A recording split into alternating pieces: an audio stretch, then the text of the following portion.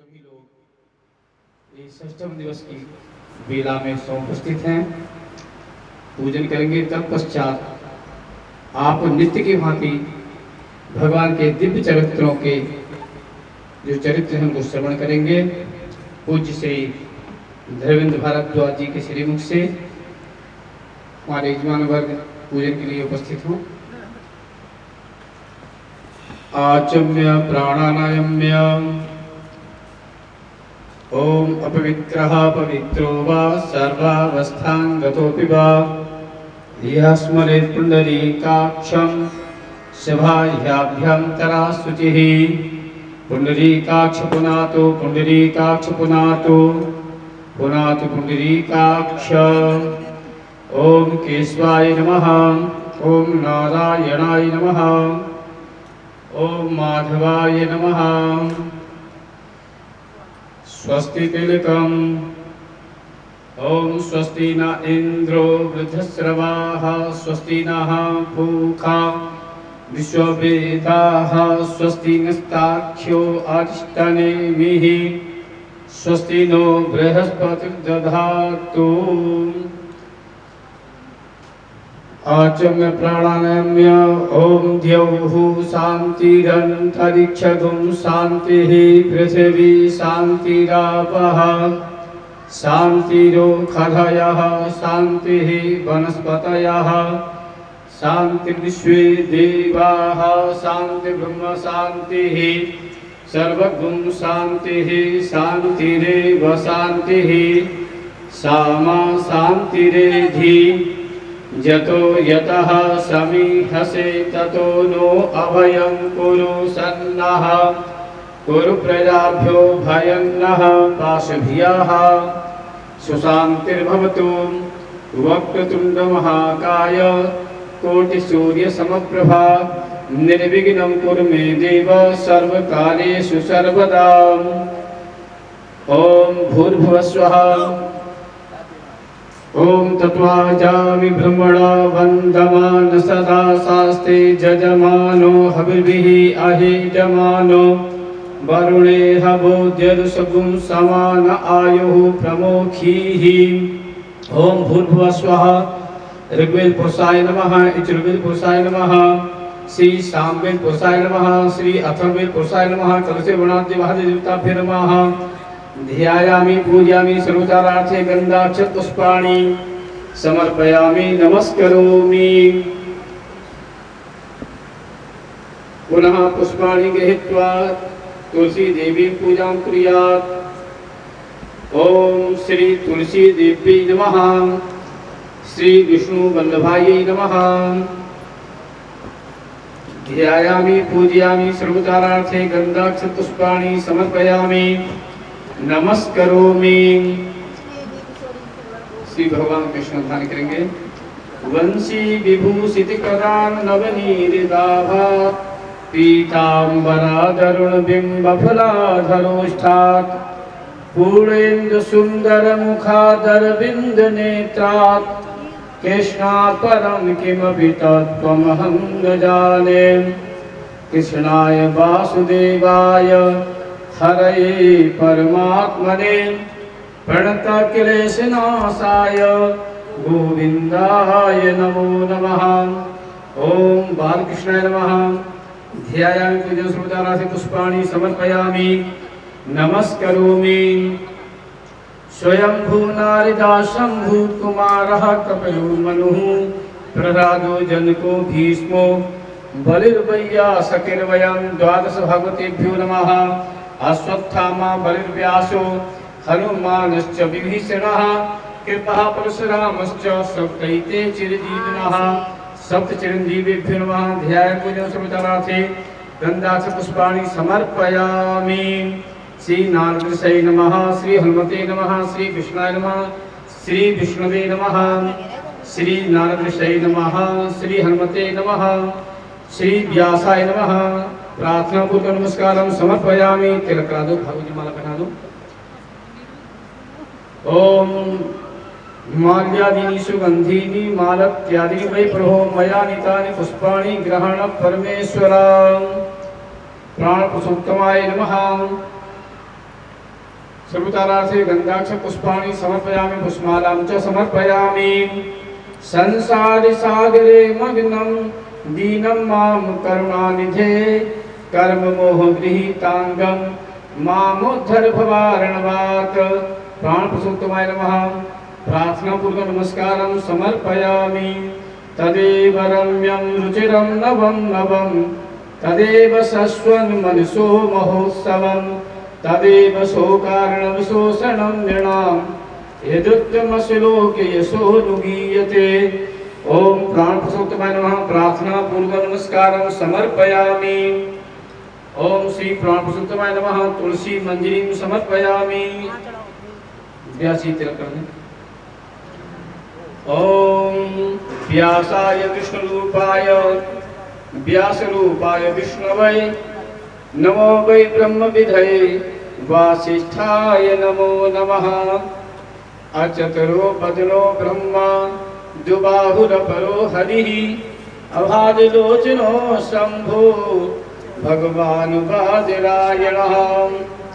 नमोस्तुते व्यास विशाल बुद्धे फुल्लारविन्दायत पत्रनेत्रः। येना त्वया भारत तैलपूर्णः प्रज्वालितो ज्ञानमय प्रदीपः। ओम भूर्भुवस्वः।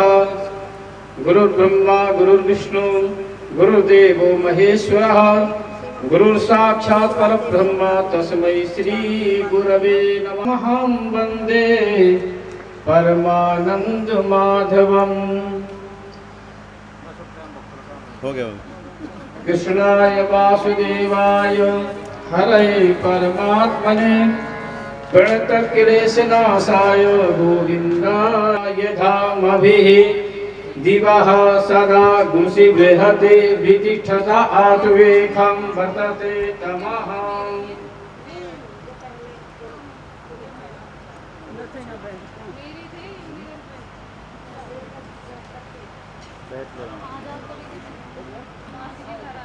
लेकर ना आ जा एक फोटो खिंचवा लो। नारायण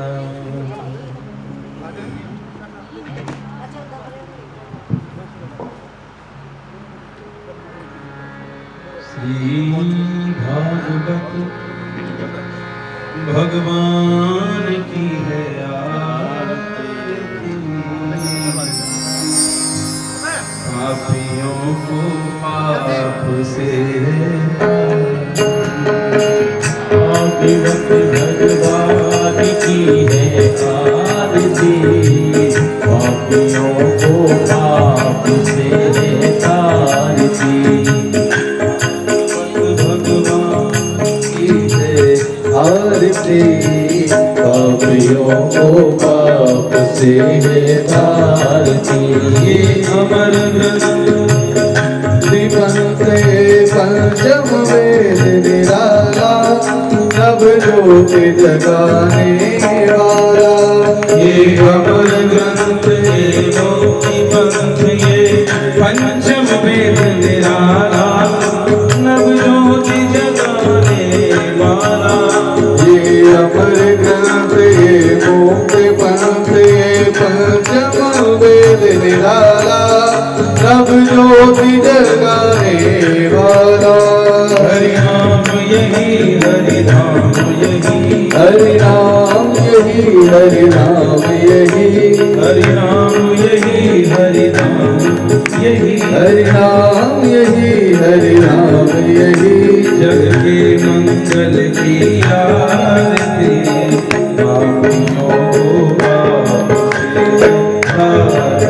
श्री भागवत भगवान की है आरती। पापियों को पाप से है तारती। ये शांति गीत पावन पुनीत पापों को मिटाने वाला हरि रस गलाने वाला। ये शांति गीत पावन पुनीत पापों को मिटाने वाला हरि दर्श कराने वाला। ये सुख करनी ये दुख करनी ये सुख करनी ये दुख हरनी श्री मधुसूदन की आरती पापियों को पाप से तारती श्री भागवत भगवान की है आरती पापियों को पाप से है तारती ये मधुर बोल सतबंध खोल सन्मार्ग दिखाने वाला बिगड़ी को बनाने वाला ये मधुर बोल सतबंध खोल सन्मार्ग दिखाने वाला बिगड़ी को बनाने वाला ये मधुर बोल सतबंध खोल सन्मार्ग दिखाने वाला बिगड़ी को बनाने वाला ये मधुर बोल सतबंध खोल सन्मार्ग दिखाने वाला बिगड़ी को बनाने वाला श्री राम यही घनश्याम यही श्री राम यही घनश्याम यही श्री राम यही घनश्याम यही श्री राम यही घनश्याम यही प्रभु की महिमा की आरती पापियों को पाप से है तारती श्री भागवत भगवान की है आरती पापियों को पाप से है तारती श्री भागवत भगवान की है आरती पापियों को पाप से है तारती श्री भागवत भगवान की है आरती पापियों को पाप से है तारती पापियों को पाप से है तारती पापियों को पाप से है तारते ओम तदेवाग्निस्तदादित्यस्तदवायुस्तदचन्द्रमाः तदेव शुक्रं तद्ब्रह्मता आपः स प्रजापतिः जतो यतः समीहसे ततो नो अभयं कुरु सन्नः कुरु प्रजाभ्यो भयन्नः पाशुभ्यः जलेन शीतलीकरणं पुष्पैः देवैवन्दनं स्वात्मैवन्दनं जतो यतः समीहसे हस्ते अक्षय पुष्पाणि गृहीत्वा मन्त्रपुष्पाञ्जलिः हरिः ओम जज्ञमाय जन्त देवास्तानि धर्माणि प्रथमान्यासन्न ते हनातं महिमानः सचन्तत्र पूर्वे साध्याः सन्ति देवाः हरिः ओम नन्दनन्दनाय विद्महे यशोदानन्दनाय धीमहि तन्नः कृष्णः प्रचोदयात् हरिः ओम वृषभानुजायै च विद्महे कृष्णप्रियायै च धीमहि तन्नो राधा प्रचोदयात् नानासुगन्धपुष्पाणि यथा कालोद्भवानि च पुष्पाञ्जलिर्मया दत्त गृहाण परमेश्वरः श्री भगवते राधाकृष्ण चरणकमलयोः मंत्रपुष्पाञ्जलिं समर्पयामि नमस्करोमि यानि कानि च पापानि जन्मान्तरकृतानि च तानि सर्वाणि नश्यन्तु प्रदक्षिणा पदे पदे नमः सर्वेशार्थाय जनि की श्रीमद् भागवत महापुराण की श्री सुखदेव जी महाराज की श्री व्यास जी महाराज की सभी अपने अपने स्थान पर बैठकर समाहित होकर के भगवान के दिव्य चरित्रों को श्रवण करें।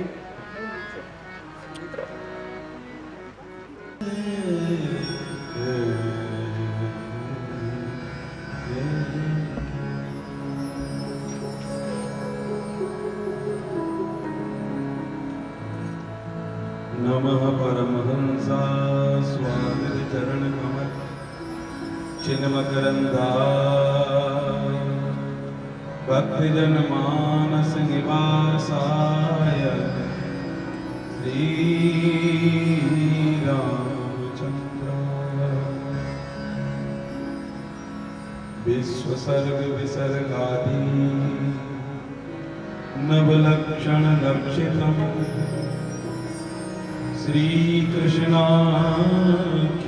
परं धाम जगद्धाम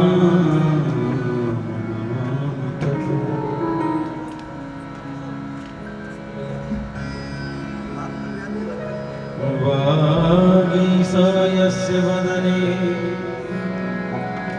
लक्ष्मी यस्य च वक्षसि यस्यास्ते हृदये तं नृसिंहमहं भजे।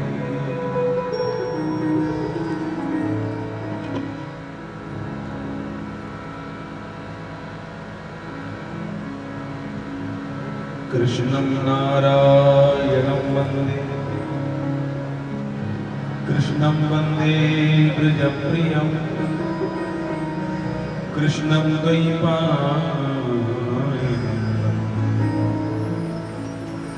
कृष्णं वन्दे वृथासुतं कृष्णत्वदीयपदपङ्कजपङ्कजान्ते अद्यैवमे विशतु मानसराजहंसः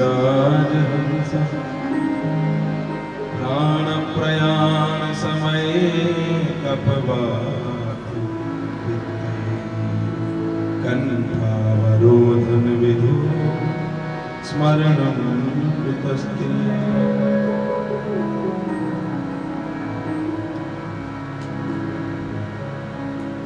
हे देव हे दैत्य हे भुवनैकबन्धो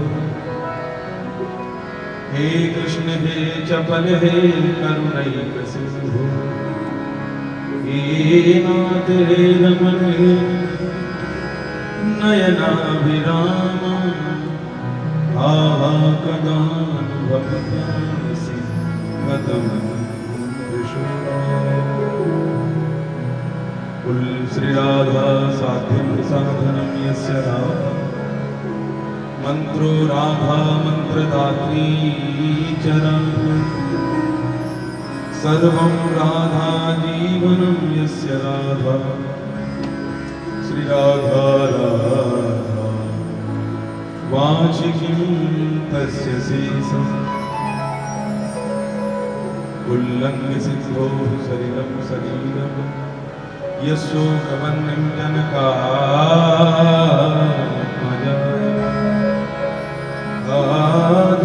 तेनैव ददाह लङ्का नमामि तं प्राञ्जलिराञ्जनेयम्।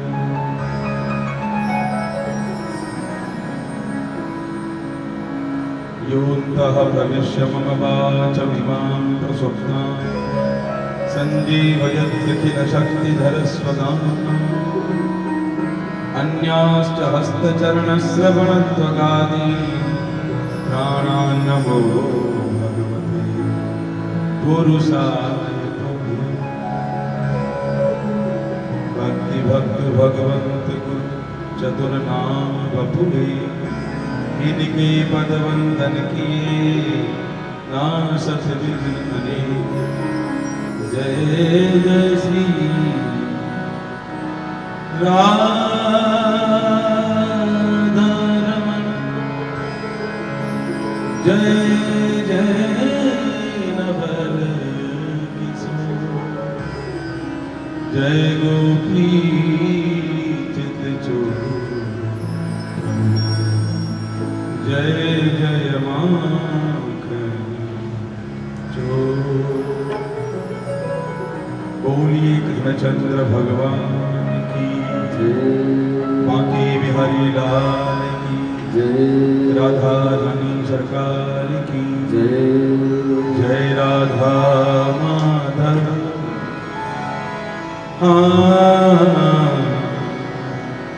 जय कुंज बिहारी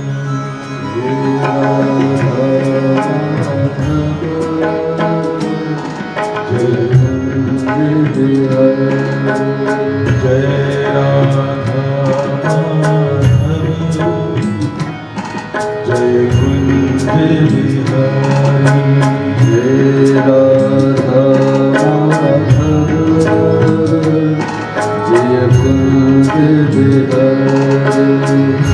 जय गोपी जन वल्लभ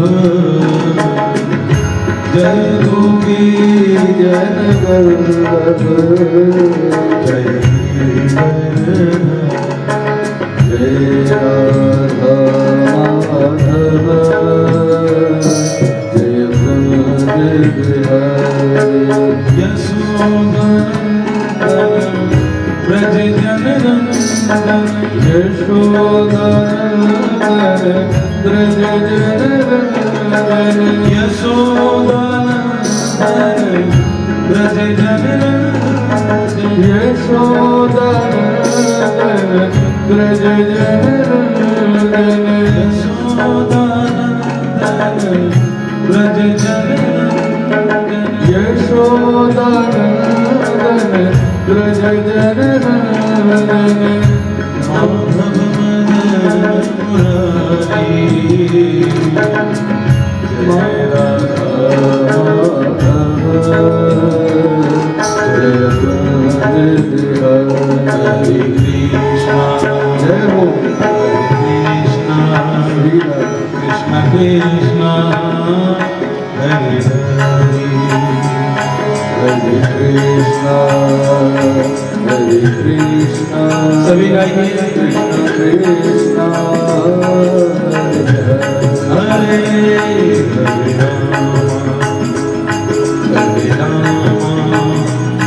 राम राम हरे हरे हरे राम हरे राम राम राम हरे हरे कृष्णा कृष्ण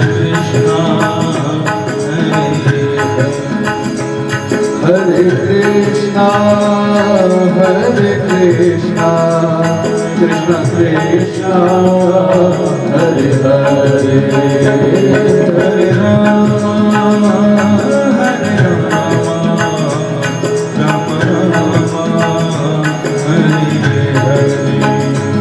हरे राम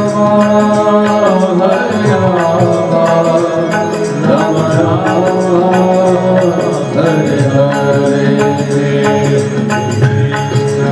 हरे कृष्ण कृष्ण हरे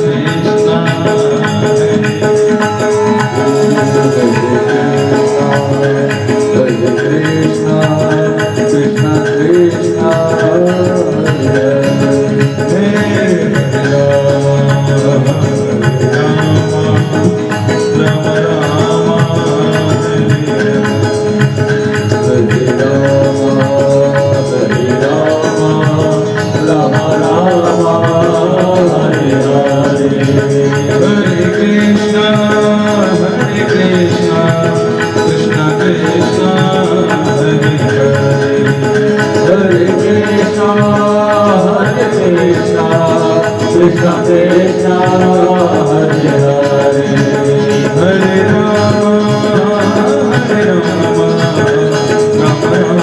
Hare Hare Rama Rama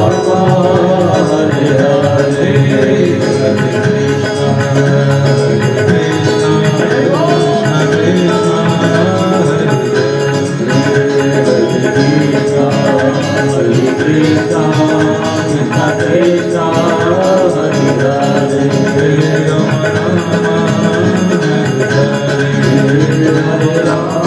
Rama Hare Rama Hare Hare Hare Krishna Hare Krishna Hare Hare Hare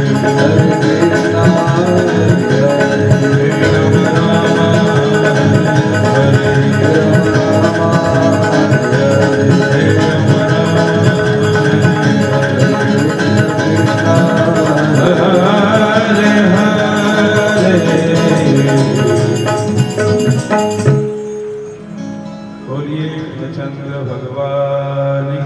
जय श्रीमद्भागवत महापुराण की जय बाकी बिहारी लाल की जय गंगे मैया की जय। यमुने मैया की जय। हनुमान जी महाराज की जय धर्म की जय हो। अधर्म का नाश हो। प्राणियों में सद्भावना हो। विश्व का कल्याण हो। गो माता की जय हो। गो हत्या बंद हो। सनातन धर्म की जय हो। जय जय श्री राधे जय जय श्री राधे जय जय श्री राधे। भगवत चरणारविंद नमस्कृति अहै दुखी करुणा वरणालय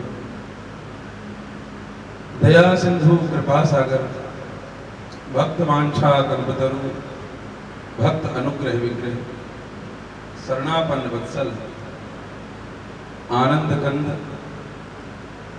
माधव मुकुंद भगवान श्री कृष्णचंद्र का वांग्मय शब्दमय विग्रह श्रीमद् भागवत सप्ताह ज्ञान यज्ञ के षष्ठ दिवस की शुभ बेला में समुपस्थित समस्त आदरणीय श्रोताजन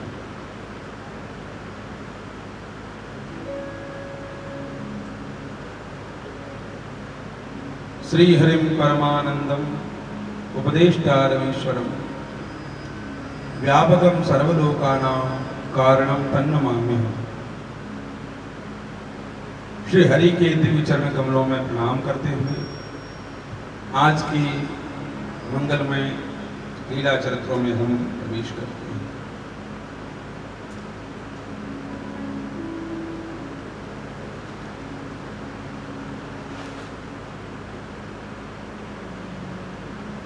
भगवान की लीला कथाओं का हम नित्य नवीन अवगाहन कर रहे हैं और भगवान की शरणागति के जो लक्षण हैं उनका अनुभव कर रहे हैं। ये ब्रज की लीलाएं, वृंदावन की लीलाएं, गोपों की लीलाएं ये हमें सिखाती हैं कि भगवत शरणागति कैसी होनी चाहिए।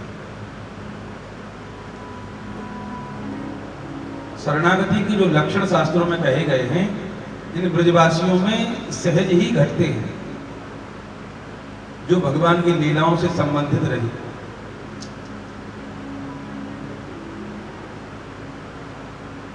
आनुकूल्यस्य संकल्प प्रातिकूल्यस्य वर्जन। शरणागति का पहला लक्षण है अनुकूलता का संकल्प करना। ठाकुर जी ने कहा कि मुझे काली दह पर गेंद खेलनी है तो सखाओं ने मना नहीं किया। उन्होंने कहा ठीक है करेंगे जो तू चाहता है। अनुकूलता में अनुकूलता का संकल्प करना। मैं माखन चोरी करूंगा तो सखाओं ने कहा ठीक है ये काम बुरा है लेकिन हम तेरे साथ करेंगे। चोरी का काम ज्यादा अच्छा नहीं है लेकिन तेरा संकल्प है तो हम उसमें जुड़ जाएंगे। या अनुकूलता का संकल्प और प्रतिकूलता का वर्जन। जो कन्हैया को अच्छा न लगे वो हम कभी नहीं करेंगे, जो कन्हैया को अच्छा लगे वो हम करेंगे। रक्षित सतीति विश्वास। शरणागति का लक्षण है ठाकुर जी हमारी रक्षा करेंगे, ये विश्वास पक्का होना चाहिए। यदि ये विश्वास डगमगाया तो हमारी शरणागति अधूरी है, कैसी भी परिस्थिति हो। लेकिन यदि ये बात निश्चित है कि श्री ठाकुर जी मेरे हैं और वो मेरी रक्षा करेंगे। जब जब ब्रजवासियों पर संकट आए, चाहे तो वो ब्रज में दावानल आग लगी हो, चाहे काली नाग के द्वारा त्रस्त हुए हो, या ये इंद्र के प्रकोप से दुखी हुए हो, जब जब दुख आया ब्रज में, जब जब परेशानी आई, तब तब ये ब्रजवासी कहीं और नहीं गए। तन्नाथम गोकुल प्रभु, ये कहते हे कृष्ण तुम ही हमारे नाथ हो, हमारी रक्षा तुम करो तो ठीक है, नहीं तो कहने का तात्पर्य क्या है कि ठाकुर जी रक्षा करेंगे, ये विश्वास पक्का है इन ब्रजवासियों में।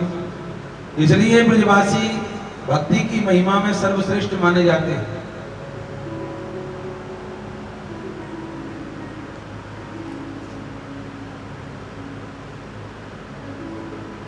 श्रीमद् भागवत में तो नहीं है, लेकिन बाहर एक छोटी सी कथा आती है कि सायंकाल के समय ये बच्चे जिद करने लगे ग्वाल वाल कन्हैया से कि कन्हैया हमें तुम यमुना जल में विहार कराओ।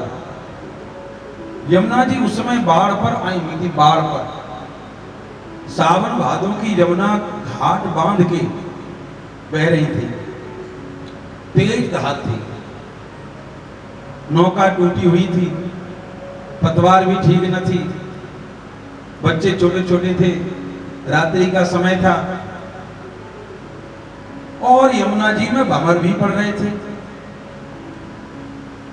तो ठाकुर जी ने ये सब बात कही कि देखो हम सब बच्चे हैं, अभी रात होने वाली है, नौका हमारी टूटी है, पतवार भी ठीक नहीं है और ये यमुना जी बहुत तेज धार से चल रही है, हम कहीं के बह करके कहीं जा सकते हैं और भंवर भी पड़ रहे हैं, तो खतरे के चांस ज्यादा है।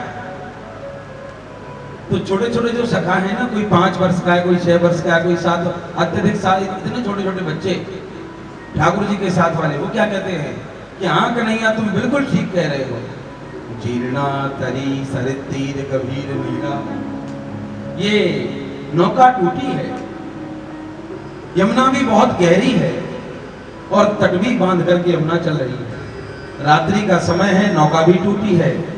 ये अनर्थ तो बहुत हैं, लेकिन इन अनर्थों के बीच में श्री ठाकुर जी आप हो तो हमें किसी अनर्थ की चिंता नहीं,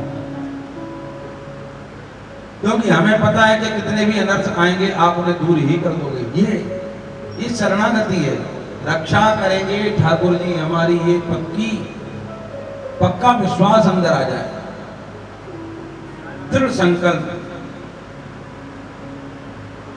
और यही लीला,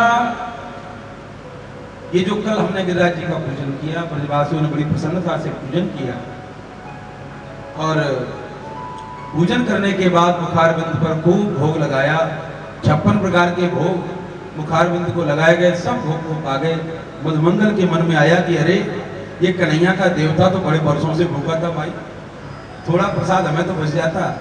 तो ठाकुर जी ने कहा नेत्र बंद करो, समस्त ब्रजवासियों ने नेत्र बंद किए, थाल वैसे ही भर गए जैसे भरे थे।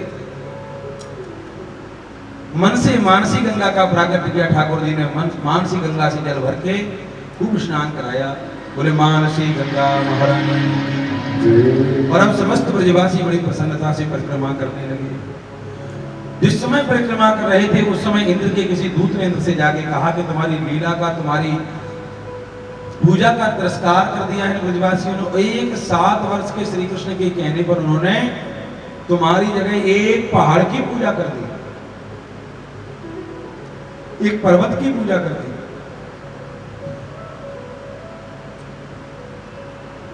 तो इंद्र तो बड़ा अभिमानी था, अभिमान उसके रोम रोम में भरा हुआ था। उसने सोचा अच्छा मेरी पूजा की अवहेलना करके ब्रजवासियों ने अच्छा नहीं किया, और उसने सांवर्तक मेघों को जगाया। ये सांवर्तक मेघ समझते हैं? ये जो मेघ बरसते हैं ना, बारिश होती है, इन मेघों का नाम है पुष्कर और आवर्तक। ये सामान्य मेघ है, किसी में ज्यादा पानी होता है, किसी में थोड़ा कम होता है, कहीं थोड़ी ज्यादा वृष्टि होती है, कहीं थोड़ी कम होती है। तो पुष्कर आवर्तक का नाम है, तो पुष्कर आवर्तक आदि के नाम है, लेकिन एक मेघ है जिनका नाम सांवर्तक नाम है। ये मेघ तभी जगाए जाते हैं जब कहीं जल वृष्टि या जल प्रलय करनी हो। जल की प्रलय, वो पतली धारा नहीं गिरती, मोटी मोटी धार, मूसल के बराबर मोटी धारें गिरती हैं, उसी को कहते हैं मूसलाधार वृष्टि। क्या? मूसलाधार, ये नाम सुना होगा आपने, मूसल के बराबर मोटी मोटी धारें गिरनी, वो सांवर्तक मेघ जब जलते हैं। सांवर्तक का अर्थ होता है संवर्तयति विनाशयति, जो विनाश कर दे वही सांवर्तक है। तो गणम सांवर्तकम नाम मेघानाम चांतकारिणम,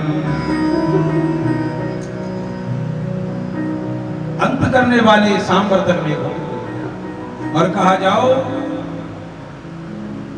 ब्रजमंडल में चारों तरफ से घेर लो ब्रजवासियों को, एक भी बचने न पाए, ऐसी वृष्टि करो, ऐसी वृष्टि करो कि सबक बन के रह जाए कि मेरी पूजा का तिरस्कार करने का फल क्या होगा। इतना क्रोध में था इंद्र कि वो यही न समझ सका कि वो किसका विरोध कर रहा है, अपने पिता का ही विरोध कर रहा है। और ये सच है कि भगवान की लीला में ब्रह्म इंद्रादि देव मोहित हो जाते हैं, वो ये समझ नहीं पाते कि नारायण कृष्ण कौन है।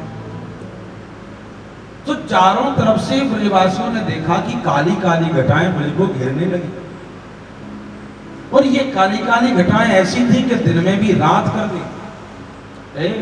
दिन है लेकिन रात होने लगे, ये लगे कि रात है। चारों तरफ से काली काली मेघमालाएं ब्रज को घेर रही है। नंद बाबा आदि जो वृद्ध गोप थे, बूढ़े बूढ़े, उन्होंने अपने जीवन में ऐसी काली काली घटाएं कभी न, अपने जीवन में तो ऐसी काली काली घटाएं कभी न देखी जो ब्रज को घेर रही हैं। क्या कारण है? उन्होंने कहा चिंता न करो, अपने गिरिराज जी का नाम लो, गोवर्धन नाथ का ध्यान करो और परिक्रमा करो। बड़ी प्रसन्नता से ब्रजवासी परिक्रमा कर रहे थे। धीरे धीरे धीरे धीरे वो मेघमालाएं ब्रज के ऊपर आकर के गिर गई, और जैसे ही गिरी हैं मूसलाधार वृष्टि पर, मूसलाधार वृष्टि ब्रज के ऊपर होने लगी। तीव्रैर मरुद्गणैर नुन्ना बब्रसुर जल सरकरा स्थूणा स्थूला वर्षधारा वंचत स्वरेश्वरी जनसहा। मोटी मोटी धारें ब्रज के ऊपर गिरने लगी।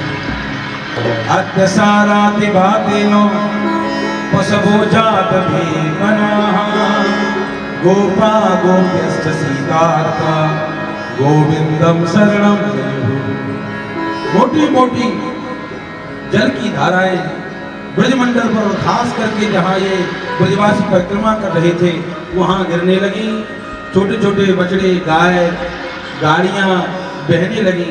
तभी सभी के सभी ब्रजवासी कांपते ठिठुरते कन्हैया के पास आए और कहने लगे, कृष्ण कृष्ण महाभाग त्वन्नाथं गोकुलं प्रभु त्रातुमर्हसि देवानः कुपिता भक्तवत्सल। हे कृष्ण, हे ब्रज के नाथ, हे कन्हैया, आप हमारी रक्षा करो। हमने आपके कहने से इंद्र की पूजा का तिरस्कार किया है, हमने आपके देव की पूजा की है। भगवान ने कहा तुम मुझसे क्यों प्रार्थना कर रहे हो? जिसकी सेवा तुमने की, जिसकी पूजा की, उससे प्रार्थना करो ना। चलो मैं भी तुम्हारे साथ प्रार्थना करता हूँ। और कन्हैया सभी ब्रजवासियों को लेकर गोवर्धन की तलैटी में पहुंचे हैं। गोवर्धन की तलैटी में सभी ब्रजवासी हाथ जोड़ करके गिरिराज भगवान के खड़े हैं और प्रार्थना कर रहे हैं। हरे गिरिराज धर प्रभु तुम्हारी शरण, गिरिराज धरण प्रभु तुम्हारी। सभी गाइए। गिरिराज धरण प्रभु तुम्हारी शरण, गिरिराज धरण प्रभु तुम्हारी शरण। तुम्हारी शरण लाला तुम्हारी शरण। सभी गाइए। शरण लाला तुम्हारी शरण, तुम्हारी शरण तुम्हारी शरण, तुम्हारी शरण कान्हा तुम्हारी शरण। गिरिराज धरण प्रभु तुम्हारी शरण, गिरिराज धरण प्रभु तुम्हारी शरण। गिरिराज धरण प्रभु तुम्हारी शरण, गिरिराज धरण प्रभु तुम्हारी शरण। सभी ब्रजवासी गोवर्धन की तलैटी में खड़े होकर ब्रजवासी गिरिराज भगवान से प्रार्थना करते हैं। उसी समय ब्रजवासियों को देखते देखते श्री ठाकुर जी ने इत्युक्तैकेन हस्तेन कृत्वा गोवर्धनाचलम, एक ही हाथ से, दूसरे हाथ की जरूरत नहीं पड़ी ठाकुर जी को। ठाकुर जी ने अपना हाथ उस गिरिराज के विवर में नीचे डाल दिया और ऐसे एक ही हाथ से गिरिराज जी को उखाड़ लिया। जैसे कोई छोटा सा बच्चा छत्राक को उखाड़ लेता है। छत्राक समझते हैं? भागवत में लिखा है छत्राक में बालका, जैसे छत्राक को बच्चा, छत्राक उसे कहते हैं पुरानी लकड़ियां बाहर पड़ी रहती हैं, उनके ऊपर वो सफेद सफेद छत्ते बरसात में उग जाते हैं। और आजकल तो लोग उसे सब्जी में खाने लगे, मशरूम की सब्जी और वो बहुत निषिद्ध है, उसे कभी सब्जी में प्रयोग नहीं करना चाहिए। तो जैसे छत्राक को बालक उखाड़ करके छत्ता बना करके दौड़ता है ना, उसे कोई परिश्रम नहीं होता, ऐसे ही कन्हैया ने बिना किसी श्रम के उनके मस्तक पर, उनके चेहरे पर श्वेत बिंदु भी नहीं आए। श्वेत बिंदु माने पसीना भी नहीं आया। जैसे मेहनत करने पर कुछ पसीना आ जाता है, तो ठाकुर जी मुस्कुराते रहे और एक ही हाथ से गिरिराज जी को उखाड़ लिया, उखाड़ करके खड़े हो गए और जोर जोर से आवाज लगाई, हे ब्रजवासियों, तुम्हारी रक्षा करने के लिए श्री गिरिराज जी तैयार हैं, आ जाओ इसके विवर में। अथाह भगवान ताता हेमतात ब्रजौकशः यथोप जोसम विशता गिरिगर्तम सबोधना। सभी आ जाओ इस गिरिराज के नीचे, इस गड्ढे में गिरिगर्तम। लेकिन ब्रजवासी बेचारे बाहर तो डरे हुए हैं, बहुत बारिश हो रही है, लेकिन अंदर भी नहीं जाते। गोवर्धन के नीचे भी वो जाते नहीं है, क्योंकि उन्हें पता है कि ये नंद का छोरा, उनकी दृष्टि में तो कन्हैया भगवान नहीं है ना। उन्हें लगता है ये नंद का छोरा, इसने कैसे गिरिराज को उठा लिया पता नहीं, इसके हाथ से कहीं डिसबैलेंस हो गए और गिर गए तो हम बाहर तो 2-4 मिनट जिंदा भी रहेंगे।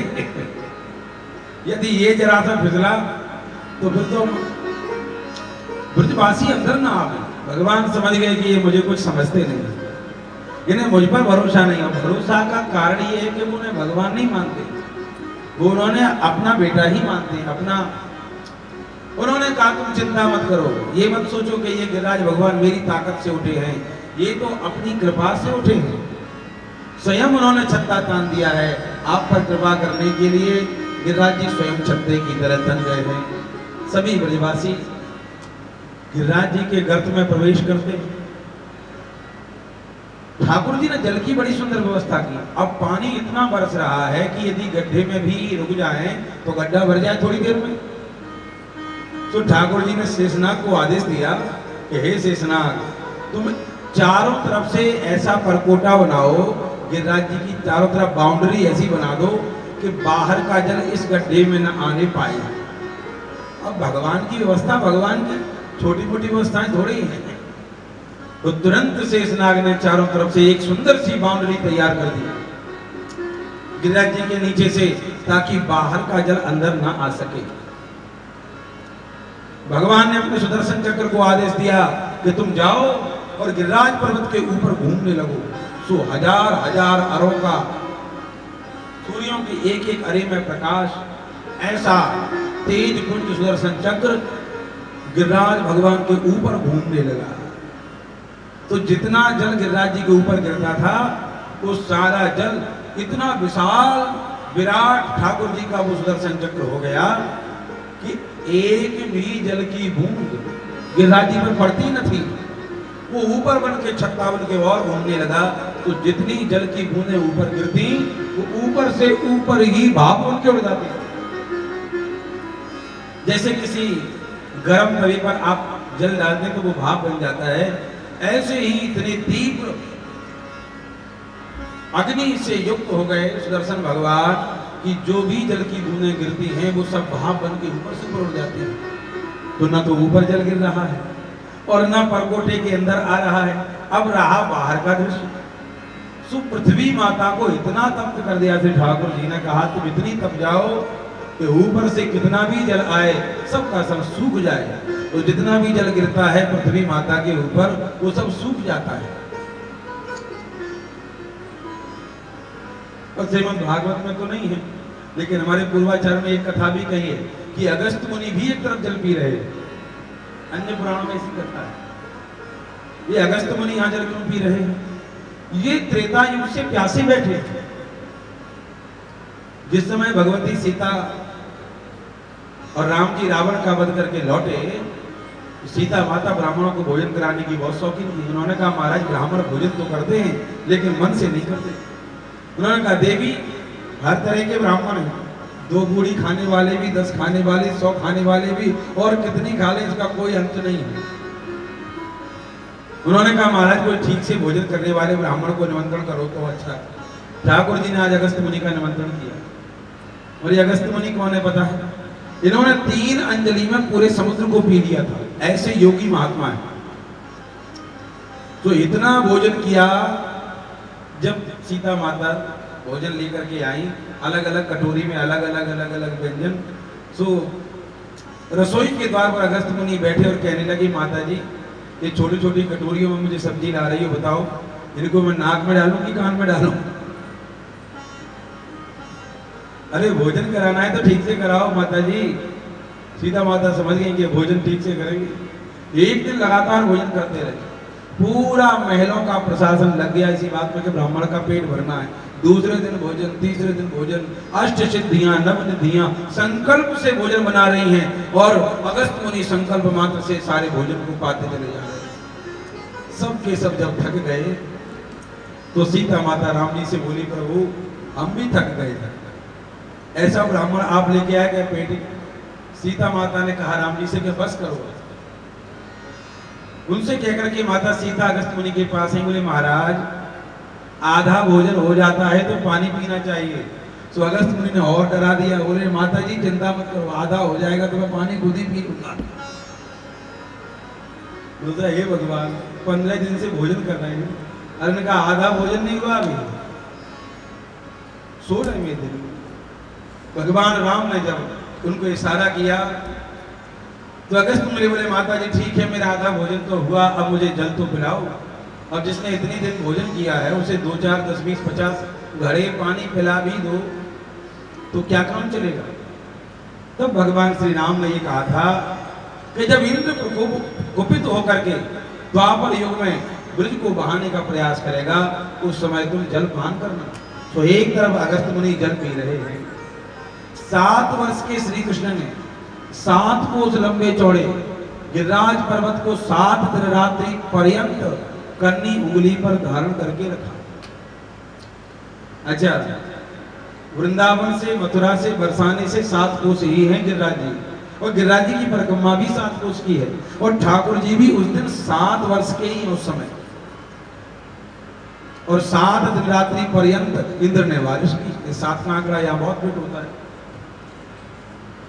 जब बहुत दिन बीत गए मैया को बड़ा कष्ट हुआ कि मेरे लाला को कष्ट हो रहा होगा, तो कहने लगी भैया ऐसा करो, मधुमंगल श्री दामा आदि गोपों से कहा भैया तुम भी सब अपनी अपनी डंडियां लगा लो क्योंकि मेरे कन्हैया को जरा कष्ट हो रहा होगा।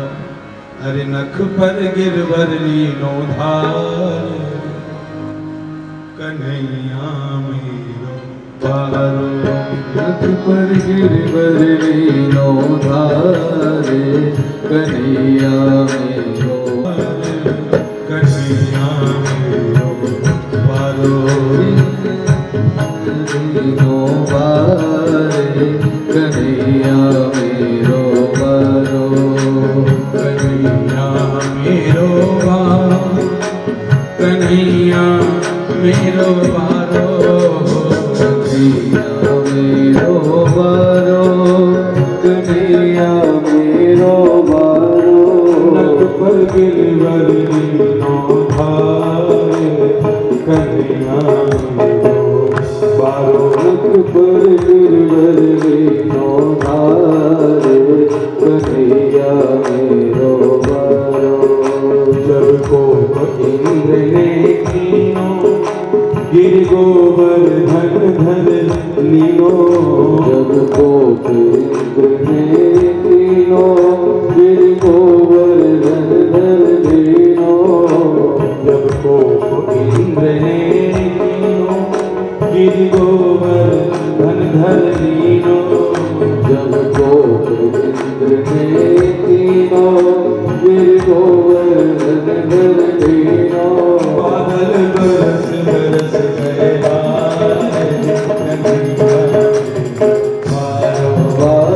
बरस बरस गए हारे कन्हैया मेरो पर गिरवरी नौधारे कन्हैया तक पर गिरवरी नौधारे कन्हैया मेरो। जय हो। आइए प्रेम से जाने के भाव से सेवा करते हैं।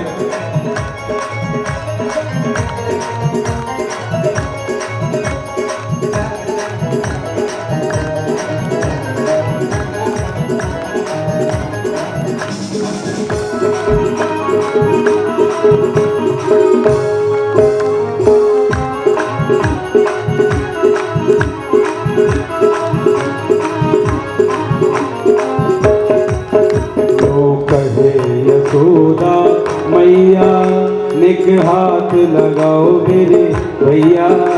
यूं कहे यशोदा मैया निक जोर लगाओ मेरे भैया। यूं कहे यशोदा मैया निक जोर लगाओ मेरे भैया। यूं कहे यशोदा मैया निक जोर लगाओ मेरे भैया।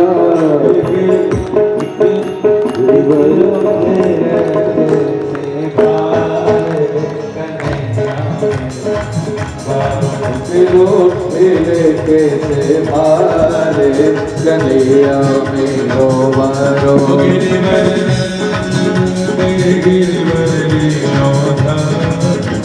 कन्हैया मेरो मारो गिरवर में बोले पारे कन्हैया मेरो मारो।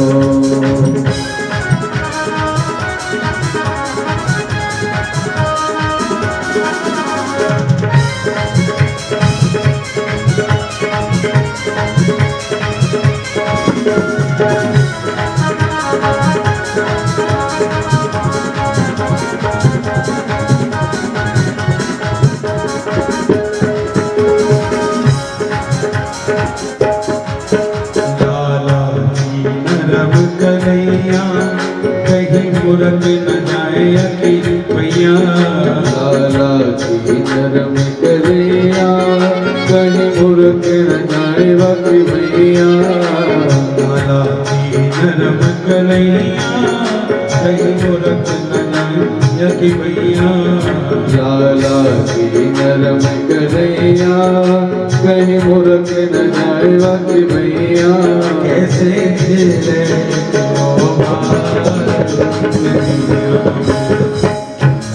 कैसे धीरे गिरो मारे कन्हैया मेरो मारो। मेरो मारो कन्हैया मेरो मारो। कन्हैया मेरो मारो कन्हैया मेरो मारो। कर गिरवर नौधारे कन्हैया मेरो मारो नक पर गिरवर नौधारे कन्हैया मेरो मारो। कन्हैया मेरो मारो। गिरिराज भरण की जय गोवर्धन नाथ की जय। ठाकुर जी ने 7 रात्रि पर्यंत कन्या उंगली पर गिरिराज को धारण करके रखा। श्री दामा मधुमंगल आदि गोपों ने कहा कन्हैया भैया तू खड़े खड़े थक गया होगा, थोड़ा आराम कर ले, तब तक हम संभालते हैं। भगवान बोले भैया तुम अकेले नहीं संभाल पाओगे इसे। बोले अच्छा तो तुझे क्या लगता है कि तूने ही गिरिराज जी को धारण करके रखा, हमने जो डंडियां लगा रखी उसका क्या? भाई हमारा भी तो सहयोग है, हमने भी डंडियां लगा के रखी है। तू अपने आप को ही ये मान रहा है कि तू नहीं गिरिराज जी। बोले हाँ हाँ भैया मैं यदि गिरिराज अपनी उंगली नीचे कर लूंगा तो ये गिरिराज जी नीचे आ जाएंगे। उन्होंने कहा अरे कन्हैया हम तो सोच रहे हैं थोड़ा आराम कर ले, तू अपने आप को बड़ा वीर बन रहा है।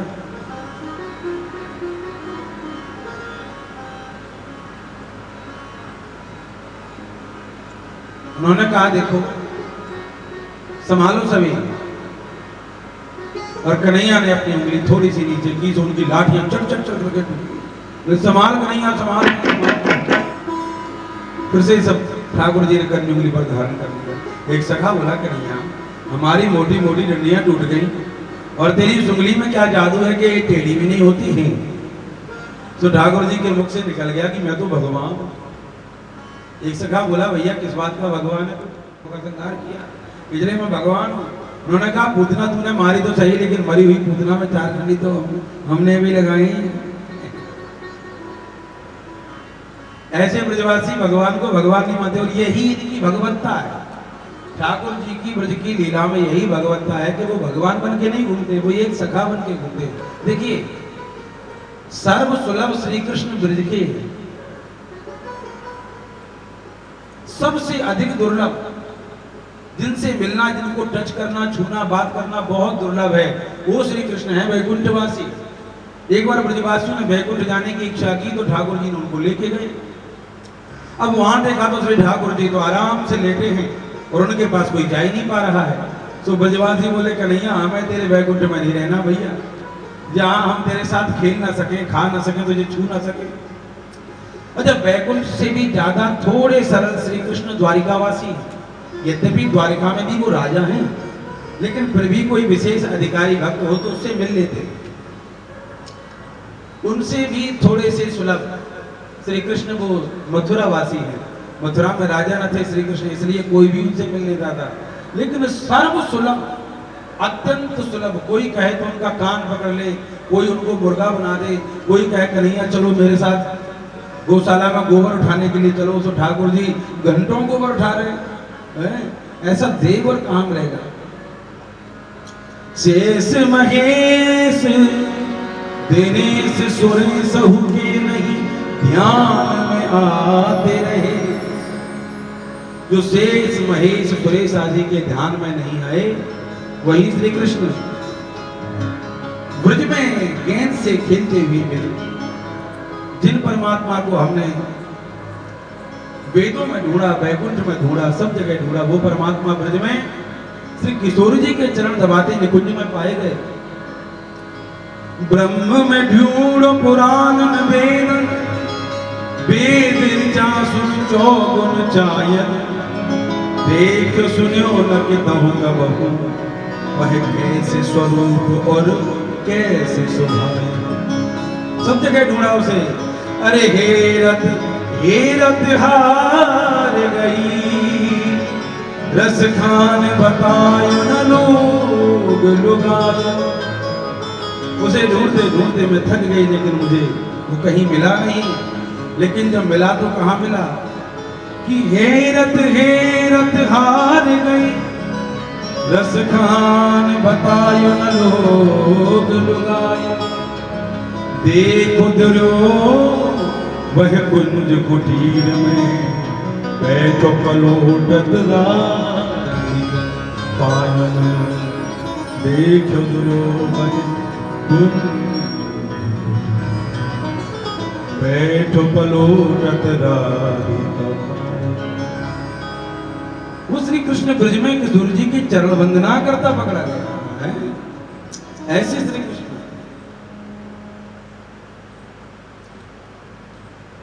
तो ब्रज में श्री कृष्ण अत्यंत सरल हैं, अत्यंत।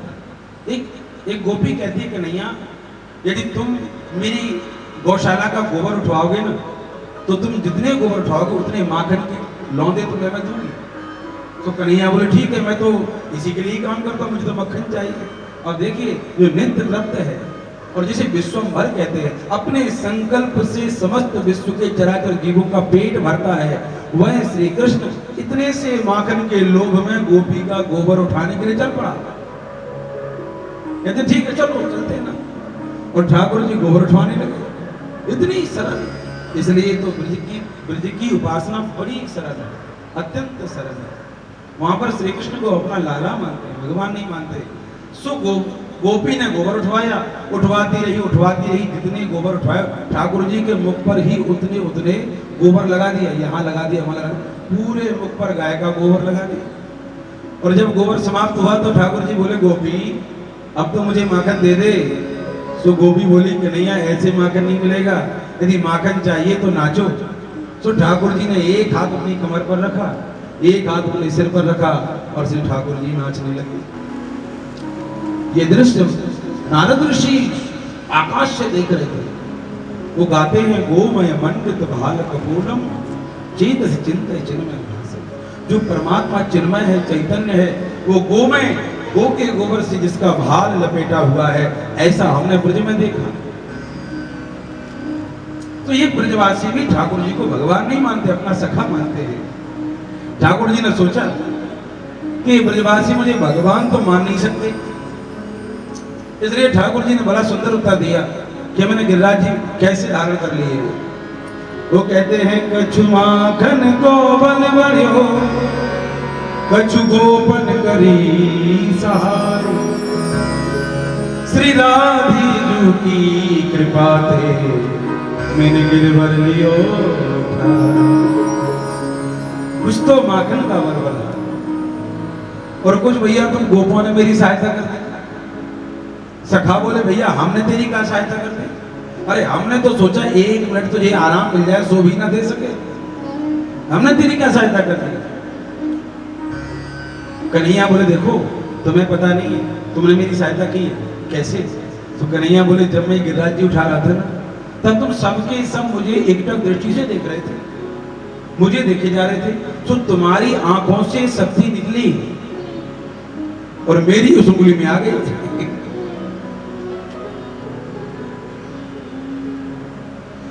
तभी मधुमंगल श्रीदामा कूद गए, बोले हाँ भैया, तभी तो हम सोच रहे हैं आजकल हमारी ताकत कहां चली गई।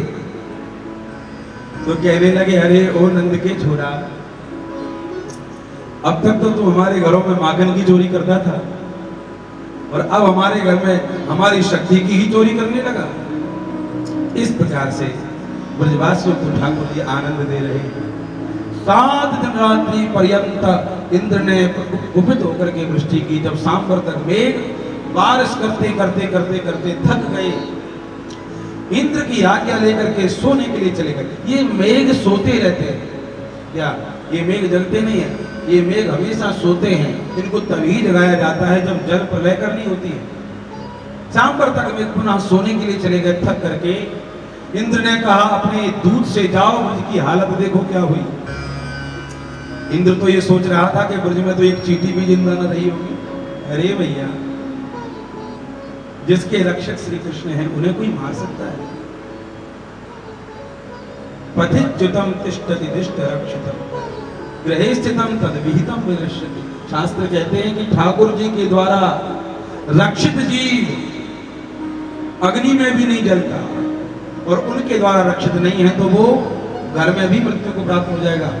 प्रहलाद को जब होलिका से दहन कराया, होलिका का उल्टा दहन हो गया, प्रहलाद उस अग्नि में बैठे, आग चारों तरफ से भभक रही है, अंगारे, और उनमें प्रहलाद बैठे बैठे हरिनाम जप रहे हैं।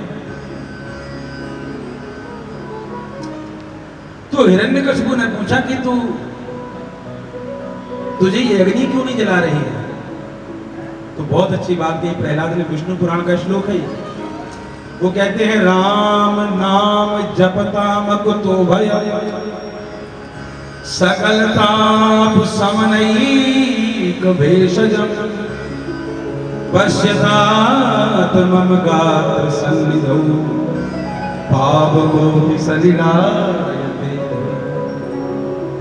प्रहलाद कहते हैं कि पिताजी, राम नाम जपने वाले को कोई भय नहीं होता, हरिनाम जपने वाले को कतई भय नहीं होता, क्योंकि हरिनाम छोटी सी आग नहीं, छोटा सा ताप नहीं, सकल ताप समनैक भेषजम। भगवान का नाम तो समस्त तापों का समन करने की एकमात्र औषधि है।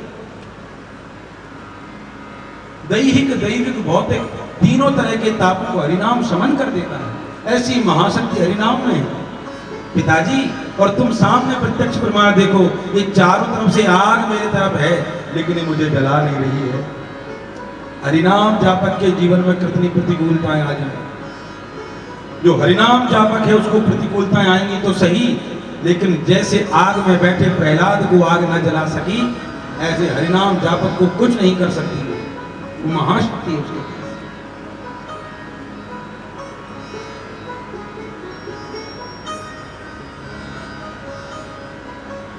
एक कोई व्यक्ति प्रेमानंद जी से बोला कि महाराज मेरे ऊपर जो है राहु की दशा और केतु की दशा और शनि की दशा चल रही, मैं क्या करूं? उन्होंने कहा अरे राधा नाम जपो, नाम जपने वालों पर दशाओं का असर नहीं होता। मैं बार बार उनका उदाहरण इसलिए देता हूँ कथा के बीच में, मैं बीच बीच में इसलिए देता हूँ क्योंकि बड़े प्रामाणिक संत हैं, उनके मुख से निकली हुई एक एक बात अनुभूत है, अनुभव से निकली हुई बात है। एक पुस्तक की होती है, कोई कहते हैं कि भैया बिना प्रमाण के कोई नहीं बोलता, कोई संत ऐसे जो बिना प्रमाण के नहीं बोलते, लेकिन श्री प्रेमानंद जी वही बोलते जो अनुभव किया उन्होंने जीवन में। तो श्री ठाकुर जी का आश्रय समस्त प्रकार के तापों को दूर करने वाला है।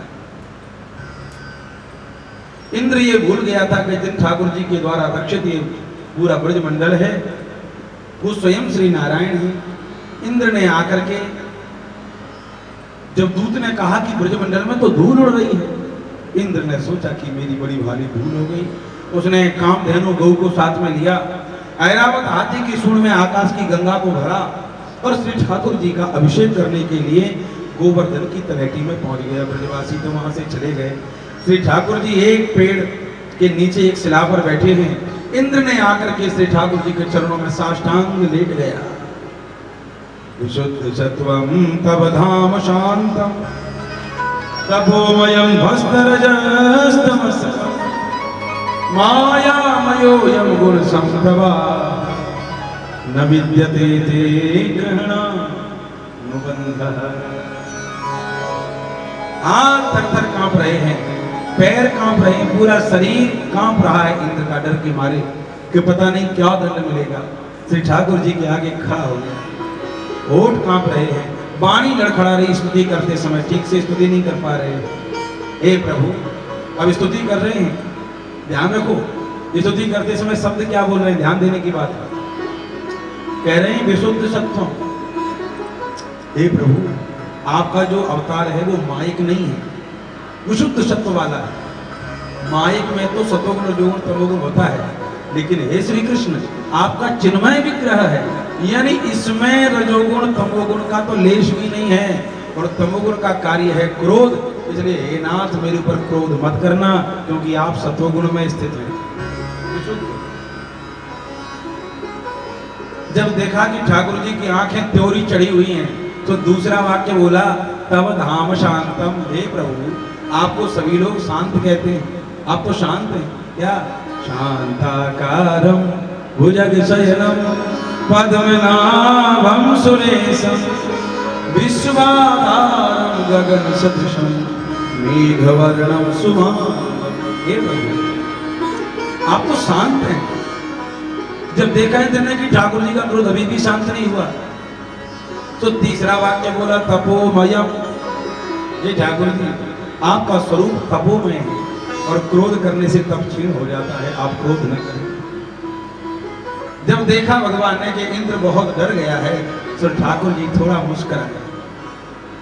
उनकी मुस्कुराहट जैसे ही देखी तुरंत इंद्र ने श्री ठाकुर जी का अभिषेक किया, कामधेनु गौ के दूध से अभिषेक किया और ऐरावत हाथी की सूंड में जो आकाश की गंगा लेके आया था उससे स्नान कराया श्री ठाकुर जी का और चरणों में बैठ गया। हे नाथ मेरे जैसे सामान्य तुच्छ जीव आपकी लीलाओं में मोहित क्यों न हो, ब्रह्मादि देव भी आपकी लीला से मोहित हो जाते हैं। मैंने जो अपराध किया है मुझे क्षमा करें, आपका सेवक है, आपका बालक। भगवान ने इंद्र को माफ कर दिया। क्यों?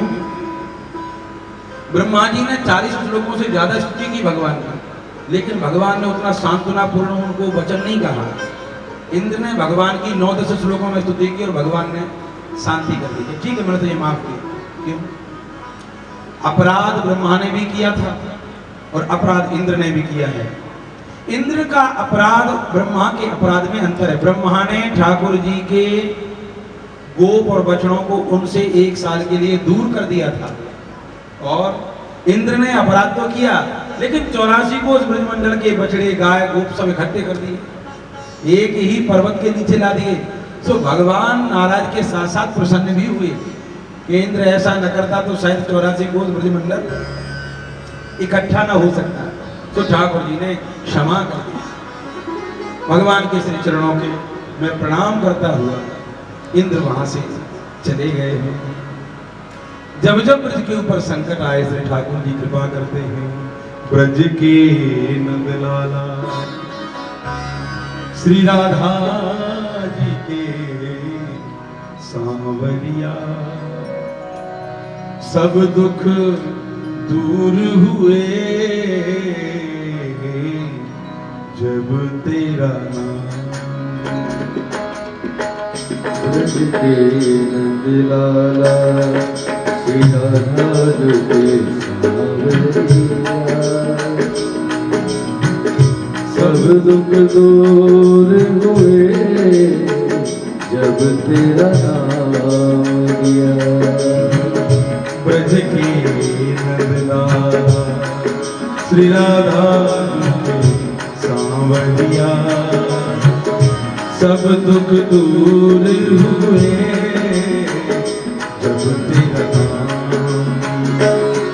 ओ ब्रज के नंदलाला जय हो श्री राधा जी के सांवरिया, सब दुख दूर हुए जब तेरा नाम लिया। जब तेरे गोकुल में आई विपदा भारी, जब तेरे गोकुल में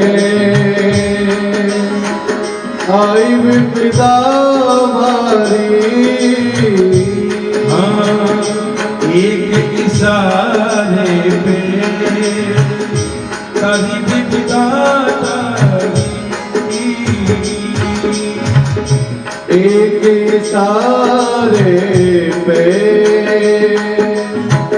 सारी विपदा टली। हाँ, सारी विपदा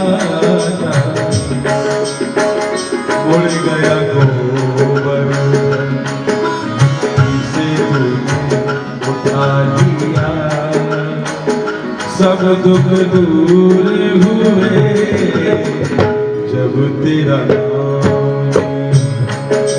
ओ ब्रज के नंदलाला श्री राधा जी के सांवरिया, सब दुख दूर हुए जब तेरा नाम लिया। आइए प्रेम से राजा के भाव से सेवा करते हुए